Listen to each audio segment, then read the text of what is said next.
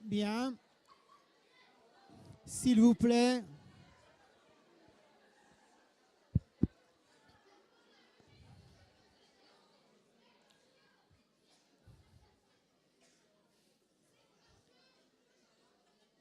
S'il vous plaît. S'il vous plaît.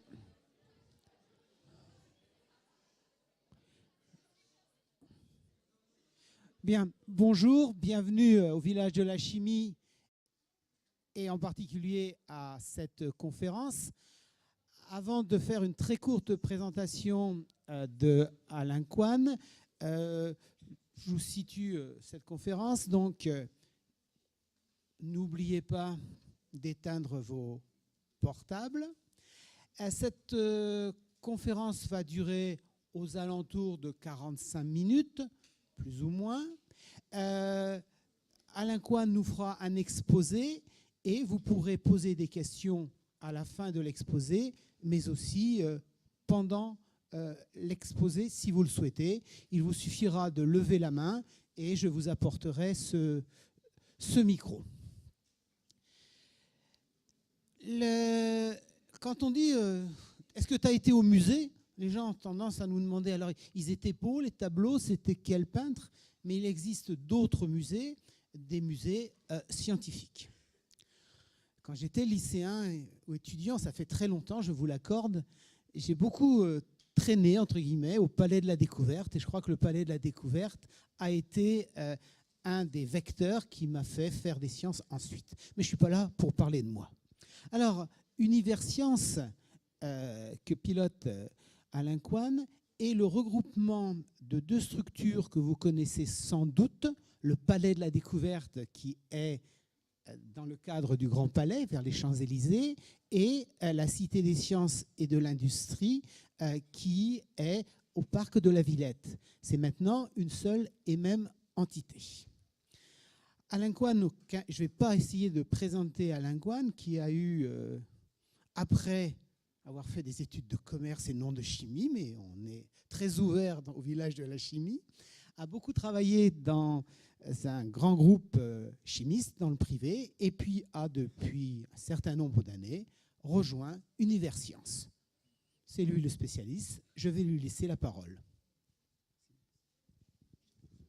Merci. Bonjour. Vous êtes nombreux. C'est l'heure du déjeuner. Je pense que certains, déjà, vous avez commencé. N'hésitez pas à continuer. Donc, effectivement, je vais vous faire une présentation qui est un peu, non pas originale, mais inattendue. C'est de faire le lien entre la chimie et les musées scientifiques. Alors, pour commencer, je vais simplement corriger une chose. Je suis le délégué général d'Universcience Partenaire, mais je vais vous expliquer ce que c'est. Donc voilà, si ça fonctionne, voilà, non, j'ai été trop loin, voilà. Donc, une slide très simple. J'aurais pu d'ailleurs faire mon exposé sans slide, mais je pense qu'aujourd'hui, c'est toujours bien d'avoir un support. Donc, en ce qui concerne, là, je vais parler de moi pour vous montrer combien, bien que je ne sois pas de formation chimiste, j'ai aimé travailler dans la chimie pendant, je dirais, l'essentiel, la totalité quasiment de ma carrière. Donc en fait, ce que j'ai trouvé extraordinaire, je suis rentré dans le groupe Rhône-Poulenc, qui n'était pas le groupe Rhône-Poulenc à l'époque d'ailleurs, et je suis rentré dans ce groupe. À l'époque, on pouvait très facilement trouver un job, ce qui est beaucoup plus difficile aujourd'hui. Et donc j'ai choisi, en rentrant du Canada où j'avais fait un MBA, je suis rentré en France et j'ai choisi de rentrer dans ce groupe donc, de la chimie.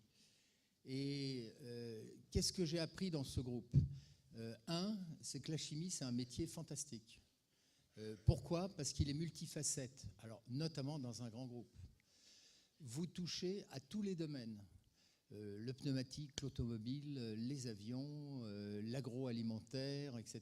Sans exception, vous avez, comme vous le savez, de la chimie partout. Donc j'ai pu, à travers 17 métiers différents que j'ai fait pendant ma carrière, j'ai pu, je dirais, côtoyer des gens dans des domaines extrêmement différents. Alors en interne aussi, vu la taille du groupe, mais surtout à l'externe. Alors j'ai eu la chance de faire une carrière aussi internationale, donc j'ai passé 20 ans de ma vie à l'international, à l'étranger d'ailleurs physiquement, le reste plutôt à l'international. Et donc j'ai travaillé aux États-Unis, j'ai travaillé en Grande-Bretagne, j'ai travaillé en Thaïlande, j'ai travaillé au Japon. Et pardon ? Non, j'ai entendu. Et donc j'ai eu cette chance d'avoir donc une carrière internationale en, je dirais, étant vraiment ouvert sur le monde. Et c'est ce que je voudrais que vous reteniez, c'est que travailler dans la chimie, souvent, c'est une manière d'avoir un métier à facettes. En plus, quand vous êtes dans un grand groupe, vous avez effectivement la possibilité de faire des métiers très différents. Je me suis occupé de la communication, j'ai été patron d'entité, directeur général adjoint de division, patron export, patron marketing. Donc vous voyez, j'ai fait des choses extrêmement différentes. Il y a deux choses que je n'ai pas faites. J'ai dirigé des usines, mais je n'ai jamais été patron d'usine. J'ai dirigé des centres de recherche, mais je n'ai jamais été un chercheur en tant que tel. Voilà, donc ça pour vous dire, alors c'est moi qui ai décidé de faire ça, mais je pense que certains d'entre vous, en tout cas, vous vous destinez à des carrières connectées à la chimie. Et donc, moi, ce que je peux vous dire, c'est que, et c'est vrai encore aujourd'hui, différemment, mais c'est quand même tout à fait exceptionnel. Alors, pourquoi les musées scientifiques de l'autre côté ? Alors voilà, j'ai pris ma retraite il y a quelques années. J'ai décidé d'avoir une retraite active, plus qu'active, je travaille autant qu'avant. Et j'ai eu cette chance extraordinaire, c'est de... alors nous étions en tant que société chimique membres de cette structure qui s'appelle Universcience Partenaires et qui en fait, avant, s'appelait la Fondation Villette Entreprise. Aujourd'hui, techniquement, c'est un fonds de dotation, mais c'est pareil. Et donc, c'est quoi cette structure ? Alors, c'est une structure qui a été créée au moment de la création de la Cité des sciences et de l'industrie, où, je dirais, l'administration avait décidé d'appeler ça la Cité des sciences et de l'industrie. Et en fait, les gens divers et variés se sont rendus compte qu'ils connaissaient très mal l'industrie, donc les entreprises. Et donc, il y a un groupe d'une vingtaine de sociétés françaises et sociétés étrangères en France qui ont décidé donc de se mettre ensemble pour travailler plus étroitement avec ce musée-là au départ. Mais en fait, très vite, la mission de ce qu'est aujourd'hui Universcience Partenaires est devenue donc développer des partenariats entre les entreprises et les musées scientifiques en France et à l'étranger. Et bien entendu, dans ces entreprises, vous avez, je dirais, un certain nombre d'entreprises chimiques ou de fédérations ou de centres de recherche. Vous avez le CEA, vous avez la Fédération de la chimie, l'UIC, vous avez Arkema, vous avez Solvay, on travaille avec Bayer, avec BASF, etc. Donc vous avez, je dirais, une partie non négligeable de cette structure qui est focalisée sur la chimie. Donc je ne vais pas aller beaucoup plus loin. Simplement, quelle est la mission, donc, au-delà de créer des partenariats ? Pourquoi créer des partenariats avec les musées scientifiques ? C'est pour donner... la mission, c'est de promouvoir la culture scientifique, technique, environnementale, de promouvoir l'innovation, la créativité, et aussi donner, d'une façon générale, une meilleure image de ce qu'est l'entreprise, ce qui n'est pas, je dirais, automatiquement quelque chose qui est, en France, totalement positif par rapport à d'autres pays. Donc, visant quoi ? Visant le grand public et visant les jeunes en particulier. Alors, quand on dit les jeunes, c'est les tout petits, mais ça va, bien entendu, jusqu'aux jeunes, je dirais comme vous, 18 ans, 20 ans. Et ça s'adresse aussi, donc, je vous l'ai dit, au grand public. Et donc ça, c'est une expérience extraordinaire, alors, qui se fait à travers une multitude de choses. C'est des expositions permanentes, des expositions temporaires, des expositions itinérantes.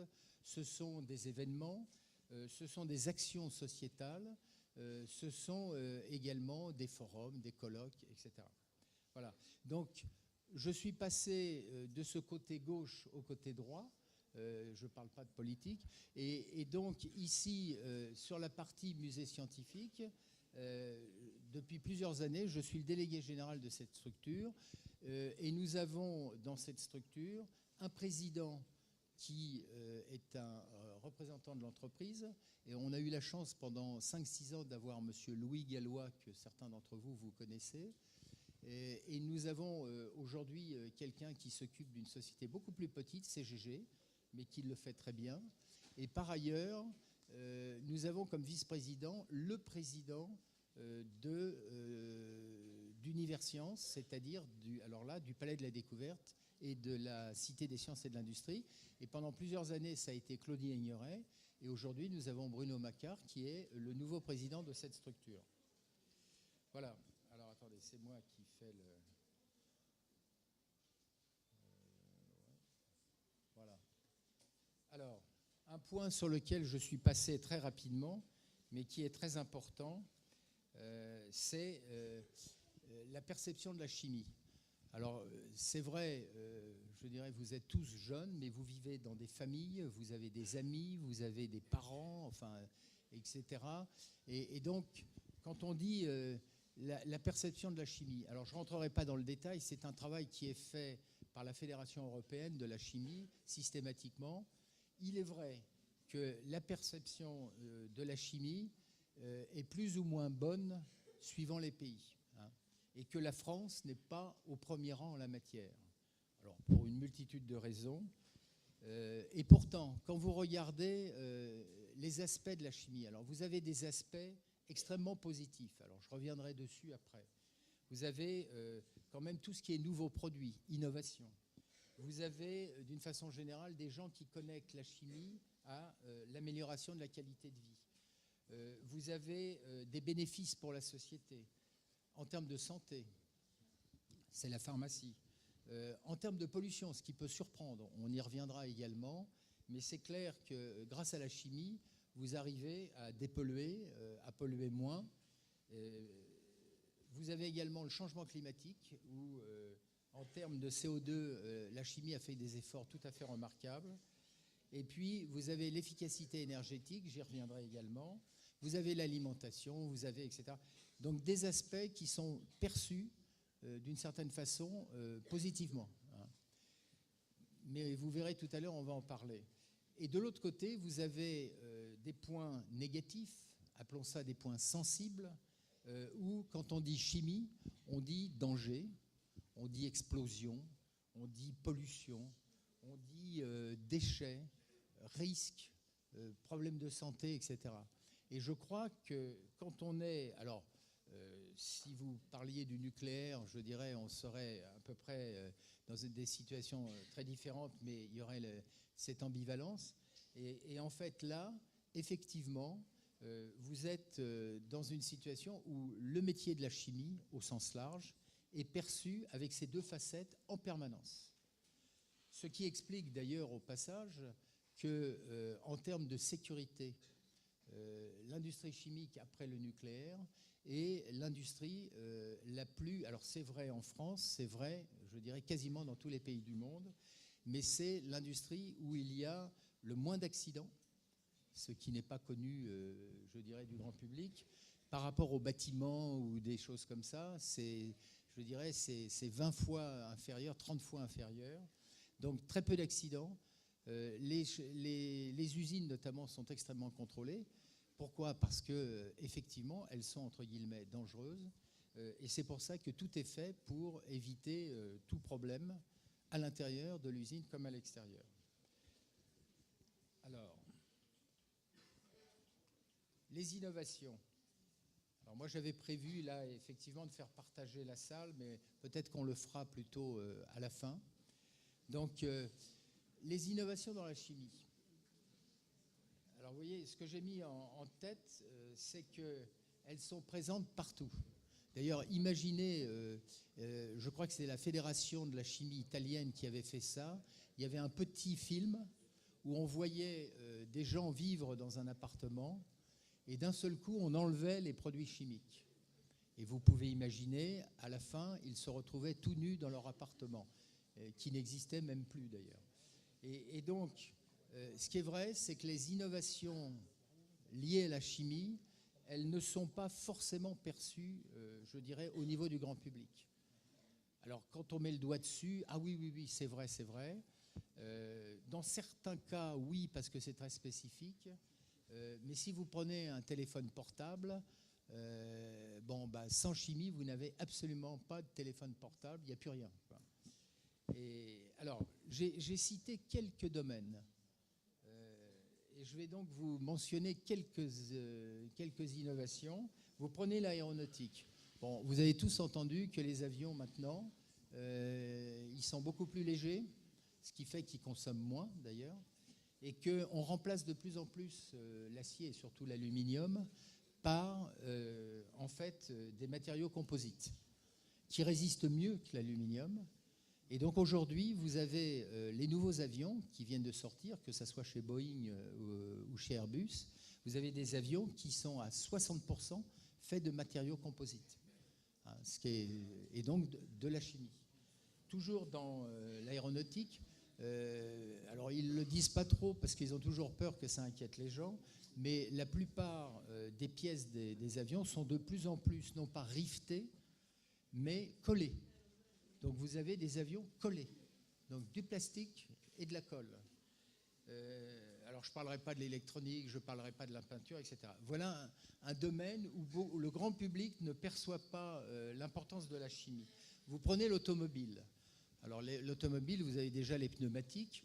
Les pneumatiques ont fait des progrès totalement hallucinants en 20 ans, 30 ans. Vous avez des pneus qui résistent beaucoup plus longtemps.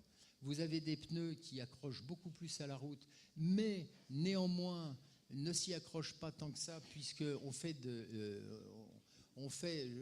10, 20, 30% d'économie parce que justement ils ne collent pas à la route, mais néanmoins ils sont tout à fait valables pour, je dirais, rouler.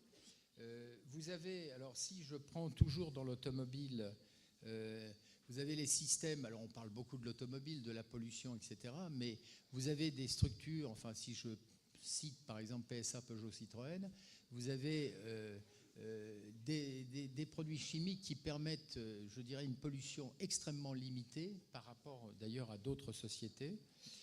Vous avez la santé, alors bien sûr, il y a le médicament. Alors là, vous voyez, vous retrouvez sur le médicament les deux côtés, c'est-à-dire le côté positif, je sauve des vies, et de l'autre côté, il y a des produits pharmaceutiques qui sont dangereux. Et effectivement, une molécule qui est destinée à un produit pharmaceutique est toujours potentiellement un produit dangereux, puisque lui-même sert souvent à attaquer des cellules, à les détruire, etc. Vous avez l'énergie. Alors l'énergie, il y a les batteries, il y a les panneaux solaires. Les panneaux solaires sans chimie, vous n'avez pas de panneaux solaires. C'est l'intérieur du panneau solaire, c'est le plastique du panneau solaire. Aujourd'hui, vous avez des panneaux solaires qui deviennent totalement mous, ce qui permet, je dirais, de mettre des panneaux solaires dans des conditions incroyables. Pour ceci, je dirais, je vais en profiter pour non pas faire de la pub, mais parler de Solvay. Vous avez à la Cité des Sciences et de l'Industrie, vous avez le fameux Solar Impulse, le 1, le vrai, et qui est exposé et qui fait au passage 63 mètres de large, ou d'envergure plutôt. Et en fait, je vous encourage à aller le voir, c'est quelque chose de tout à fait exceptionnel. Cet avion vole grâce au photovoltaïque. Cet avion ne pèse qu'1,5 tonne, grâce à la chimie, parce que vous avez des polymères spéciaux, etc. Donc voilà, l'énergie. Bon, je ne vais pas aller beaucoup plus loin, mais bâtiment, vous avez tout ce qui est panneaux isolants. Vous avez Saint-Gobain qui fait des vitres où l'eau ne reste pas dessus. Vous avez le sport. Si vous prenez le sport, les skis, pour ceux qui font du ski, sûrement beaucoup d'entre vous, vous avez des skis, les nouveaux skis depuis maintenant des années, n'arrêtent pas de s'améliorer grâce à la chimie, grâce à des polymères, grâce à des colles, etc. Vous avez la raquette. Si vous regardez une raquette d'il y a 30 ou 40 ans, et la raquette d'aujourd'hui, elle pèse moins, elle est faite en carbone, en ceci, en cela, même le cordage est en synthétique. L'agroalimentaire, alors l'agroalimentaire, on est aussi dans la schizophrénie de la chimie, c'est-à-dire que d'un côté, grâce aux antioxydants, vous préservez vos aliments, grâce aux cultures qui sont des produits naturels, mais de la chimie, vous donnez de l'arôme, vous donnez du colorant, vous donnez de la texture, etc., etc. Donc ça, c'est alors je ne parlerai pas de l'agrochimie, puisqu'il y a eu des émissions récentes là-dessus, mais je dirais, grâce quand même à certains produits dans l'agrochimie, ça vous permet d'avoir des productions importantes et ça vous permet justement de produire suffisamment pour donner à manger à beaucoup de gens. Vous avez le textile. Alors le textile, si vous retirez la chimie du textile, il n'y a plus grand-chose. C'est le nylon, c'est le polyester. Par exemple, en ski, quand vous faites le kilomètre lancé, je ne vous le conseille pas puisque les gens montent à 250 à l'heure. Et donc, ils ont des combinaisons spéciales qui sont en fait en nylon et autre chose, avec des fibres qui sont orientées de telle façon qu'ils vont gagner 0,5 secondes, etc. Donc, vous voyez, on retrouve... Alors, je pourrais vous parler du vélo, où grâce au carbone, etc., vous avez des vélos qui pèsent 5 kilos, alors qu'avant, ils en pesaient 25, avec ou sans moteur, hein, ça, c'est autre chose.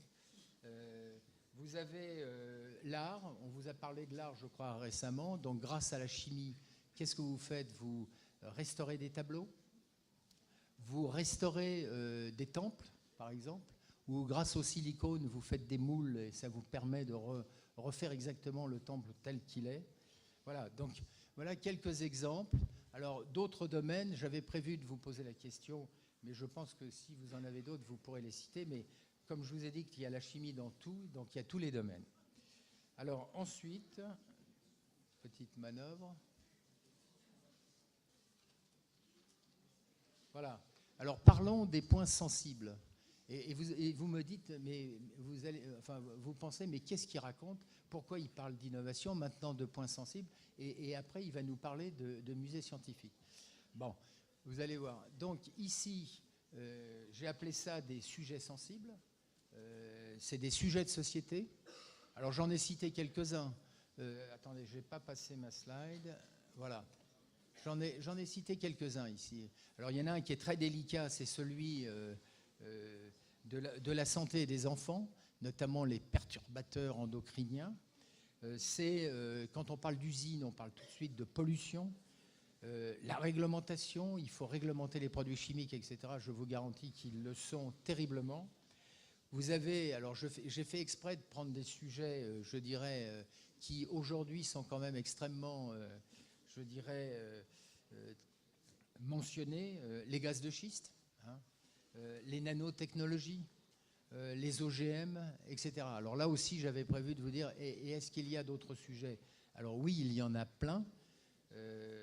Alors, ce que je voulais mentionner sous cet angle-là, c'est l'innovation, le fait que la chimie soit présente dans tous, je dirais, les domaines. Au passage, l'ancien patron de la fondation de la Maison de la Chimie disait, en fait, en parlant de chimie, il disait, et d'OGM, il disait, nous sommes tous des OGM. C'est-à-dire que l'humain lui-même est de la chimie, en fait, de A jusqu'à Z. Et donc, contrairement aux innovations qui ne sont pas forcément connues, et souvent mal connues, peu connues du grand public, en fait, tout ce qui est les sujets sensibles le sont beaucoup plus. Alors pourquoi? Naturellement, c'est parce que ça intéresse les médias, tous les médias, et notamment, je dirais, les médias populaires, les grands journaux, etc. Et donc vous allez trouver tous les jours, ou très souvent, je dirais, des articles, des commentaires sur certaines choses qui se passent. Si vous avez une usine qui prend feu chimique, elle sera immédiatement mentionnée. Si vous avez un problème, je dirais, lié à la santé, etc., vous serez tout de suite informé de la chose. Donc il y a aujourd'hui, et c'est normal, hein, je ne dis pas qu'il faut arrêter de faire ça, il y a aujourd'hui énormément d'informations sur ces sujets-là. Alors vous les avez également avec des structures que je respecte et avec lesquelles j'ai travaillé pendant des années, puisque j'ai été patron du développement durable chez Rhône Poulenc et chez Rhodia. Et il y a donc les ONG. Hein. Alors il y a plusieurs formes d'ONG, mais c'est quand même quelque chose d'extrêmement important de travailler avec les ONG. Vous avez de plus en plus aussi, en France et ailleurs, vous avez de plus en plus de ce qu'on peut appeler des communautés. Donc des gens qui ont un problème commun et qui se mettent ensemble et qui en discutent positivement et quelquefois négativement. Donc voilà, je pense que je voulais vous mentionner d'un côté cette innovation, cette chimie qui est partout, dont on ne parle pas forcément au grand public, ou du moins on n'a peut-être pas trouvé la manière de le faire, et de l'autre côté, donc des points sensibles, des vrais sujets qu'il ne faut pas mettre de côté surtout, et qui, eux, par contre, sont connus du grand public. Alors, ça m'amène à dire quel est le lieu où, finalement, on peut parler des deux, c'est-à-dire à la fois de l'innovation, au sens large, liée à la chimie, et de l'autre côté, de parler aussi des points sensibles. Eh bien, ce lieu, c'est un musée scientifique. Alors, vous allez me dire, mais pourquoi un grand musée scientifique? Eh bien, il y a des études qui ont été faites, et quand, je dirais, une société chimique, quelle qu'elle soit, va s'exprimer sur un sujet, elle aura une crédibilité très faible. Si c'est la fédération qui va expliquer quelque chose, répondre à des questions, etc., sur quoi que ce soit, la crédibilité de la fédération sera meilleure, mais restera encore très faible. Alors, c'est vrai que la crédibilité des médias est également moyenne. Elle est plus forte que l'industrie chimique, que la fédération chimique, mais elle reste encore relativement, je dirais, faible. C'est-à-dire quelqu'un lit un journal, naturellement, il n'aura pas toujours le fait de dire bah, tout ce qu'on m'écrit, c'est totalement vrai, c'est la seule vérité, etc. Et donc, quel est le lieu, et ça a fait l'objet d'études, quel est le lieu en France, mais également ailleurs, où vous avez vraiment, je dirais, une réelle crédibilité, c'est un musée scientifique. Alors, je vais vous donner quelques éléments qui sont là. Alors, pourquoi cette crédibilité? Déjà, la première chose, c'est que ce qu'on appelle la ligne éditoriale, c'est-à-dire si vous voulez faire une exposition, si vous voulez faire un événement, etc., vous aurez automatiquement une ligne éditoriale qui va être celle du musée scientifique. Donc s'il y a un clash, et nous vivons ça en permanence, s'il y a, quand je dis un clash, un problème entre, par exemple, une entreprise ou un groupe d'entreprises et le musée, c'est le musée qui tranche, c'est pas l'entreprise. Et c'est ce qu'on appelle donc la ligne éditoriale. D'autre part, dans un grand musée scientifique, il y a toujours ce qu'on appelle un conseil scientifique, donc qui est fait de personnes d'horizons extrêmement différents, des universitaires, des experts, etc. Quasiment pas d'ailleurs de représentants d'entreprise.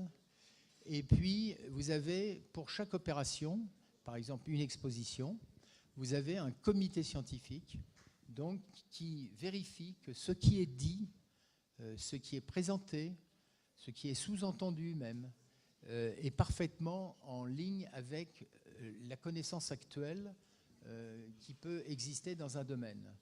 Alors, quand on dit la radioactivité, c'est quand même aussi la chimie, hein, je veux dire. Mais la radioactivité, nous avons fait au Grand Palais, au Palais de la Découverte, nous avons fait une exposition sur la radioactivité avec une structure étatique qui s'appelle l'ANDRA. Eh bien, nous avons abordé tous les sujets de la radioactivité, les points positifs, les points négatifs, et donc ce qui explique pourquoi on arrive à cette crédibilité. Alors, en ce qui concerne donc les entreprises, c'est un lieu où vient le grand public, donc c'est très important. C'est un lieu où vient beaucoup, je dirais, de jeunes avec souvent leurs professeurs. Alors, Si vous prenez le cas de la Cité des sciences et de l'industrie, c'est à 2 ans. Ça commence à 2 ans. Et puis, je dirais, jusqu'à 18 ans, en gros, vous avez des gens qui viennent soit seuls, soit en groupe, soit avec leur classe et leurs professeurs. Par contre, vous avez souvent cette période 18-25 ans où, d'une façon générale, des musées en général, mais surtout des musées scientifiques, vous avez cette frange-là où vous avez quand même relativement peu de gens qui viennent dans les musées scientifiques entre, disons, allez, les gens qui sont en université et puis, ou en grandes écoles, et puis jusqu'à environ 25 ans. Après, on commence à revoir des familles qui se créent, des jeunes enfants, etc. Et les gens reviennent. Et aujourd'hui, qu'est-ce qu'on constate? C'est qu'on a de plus en plus de jeunes familles intéressées par la science, la technologie, l'innovation, la créativité. Et puis, de l'autre côté, on a également des personnes âgées qui amènent des petits-enfants, etc. Alors, pour vous donner une idée, si vous prenez le Palais de la Découverte et la Cité des Sciences, vous avez quand même chaque année 3,5 millions de visiteurs, ce qui représente quand même quelque chose de très important. C'est à peu près le 4e, 5e musée le plus visité au niveau français. Alors, je vous ai mis ici quelques exemples. Je vais me déplacer une fois quand même. Donc, parce qu'on m'a demandé de rester plutôt derrière le cheval. Donc ici, voilà des exemples de ce qui s'est fait au cours des dernières années. Donc, à gauche, vous avez des exemples totalement centrés chimie. Donc, j'ai pris les exemples d'exposition, hein, mais il y a bien d'autres choses. Donc, vous voyez, étonnante chimie, 1000 milliards de molécules, qui était une très grande exposition, biolabo, vous avez dit chimie, pétrole, nouveau défi, chimie naturellement, carbone en Amazonie et opération chimie au Palais, qui est une opération très récente. De l'autre côté, vous avez des expositions qui ont été des expositions qui étaient indirectement très liées à la chimie. Énergie, climat, changer d'air, habiter demain. Bon, vous avez l'Observatoire des innovations, radioactivité dont je vous ai parlé, collisionneur et cerveau intime. Voilà pour vous donner des illustrations. Alors, il y a une chose que je n'ai pas mentionnée, mais qui est très intéressante, avec L'Oréal, et comme vous savez, L'Oréal, c'est aussi la chimie. Et donc, avec le groupe L'Oréal, il y a quelques années, il y a une magnifique exposition qui avait été faite sur le cheveu se décode. Et en fait, c'est une exposition qui a été dans 17 pays différents et qui parlait indirectement de chimie, ce qui a été très intéressant. Alors, au niveau, et je crois vais qu'il y a une question, finir là-dessus pour... voilà. Alors, vous allez dire, oui, mais là, je vous ai parlé de musées... Vous avez une question dans la salle? Non. Ah, ça résonne, c'est ça? Il faut que je rapproche le micro, là. Alors, là. Mais alors, si les gens n'entendent pas, ils n'ont rien dit, donc c'est inquiétant. Non, mais alors, je voudrais citer 2-3 exemples. Dans les grands musées scientifiques, alors déjà en Europe, vous avez un grand musée à Munich, qui est le plus grand musée allemand scientifique, qui est le Deutsches Museum à Munich. Et donc, ce Deutsches Museum, à titre d'exemple, ils ont une surface de plus de 1500 mètres carrés, qui est une exposition permanente sur la chimie, qui a été réalisée avec la Fédération de la chimie allemande. Et donc, ils ont également une exposition permanente sur tout ce qui est les produits pharmaceutiques. Donc, si vous voulez, en Allemagne, vous avez une perception de la chimie qui est très forte, positive, de l'entreprise en général également, au passage. Et particulièrement à Munich, il y a des choses qui ont été faites autour de la chimie. Il faut savoir que le président du Deutsches Museum est un grand professeur d'université spécialisé dans les nanotechnologies Et il a fait une chose qui est tout à fait exceptionnelle. Il a mis une partie de son laboratoire. Oui, vous entendez mal? Vous voulez poser une question?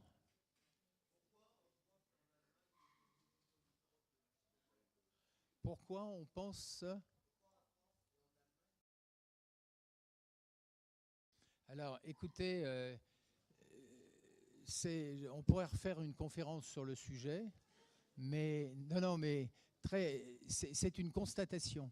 Alors, ce gap très important, hein, pour vous donner une idée, il y a quelques années, il y avait 30% du grand public qui votait la chimie, c'est un truc plutôt positif, 70% négatif. Aujourd'hui, c'est quasiment à l'équilibre au passage. Mais à l'époque, en Allemagne, c'était 70% positif pour la chimie et 30% négatif. Alors pourquoi? Je dirais que c'est toute une histoire longue, mais je dirais que d'une façon générale, l'Allemagne est beaucoup plus proche au niveau du grand public de ses industries, de ses usines, de ses entreprises. Les Allemands sont très fiers de leurs grandes entreprises, ce qui n'est pas toujours le cas en France. Voilà. Ce n'est pas une explication, c'est une constatation, mais on pourrait... voilà. Alors, vous avez la même chose, enfin différemment, mais vous avez la même chose à... Oui, alors j'avais donc fini, ce professeur, monsieur Henkel, qui est le patron du Deutsches Museum, a mis donc une partie de son laboratoire de nanotechnologie à l'intérieur du musée scientifique, hein, ce qui est quand même tout à fait exceptionnel. Et les gens passent et peuvent poser des questions aux gens qui font de la recherche en leur demandant « mais vous faites quoi ?» etc., etc. Vous avez le Science Museum à Londres. Vous avez, alors si vous allez plus loin, aux États-Unis, il y a énormément de chimie dans les musées scientifiques. C'est le cas au Japon, c'est le cas en Corée, c'est le cas au Brésil. Voilà. Donc je vais terminer là-dessus. Donc simplement, vous voyez bien la liaison. Un musée scientifique, ça peut être ça peut être un lieu fantastique.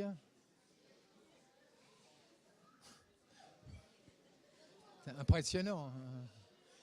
Donc un musée scientifique, ça peut être un lieu fantastique pour parler de chimie, d'innovation,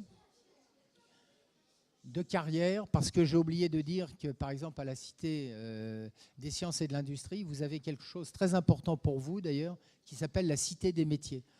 Et je vous encourage, certains d'entre vous, vous y avez peut-être déjà été, je vous encourage à aller voir la Cité des métiers. C'est un endroit où on vous renseignera sur les métiers que vous pouvez imaginer, etc. Voilà, donc... musée scientifique, un lieu fantastique pour parler de l'entreprise, de l'industrie, de la chimie, des problèmes de société et donc des points sensibles et également beaucoup des innovations. Voilà, je vous remercie beaucoup.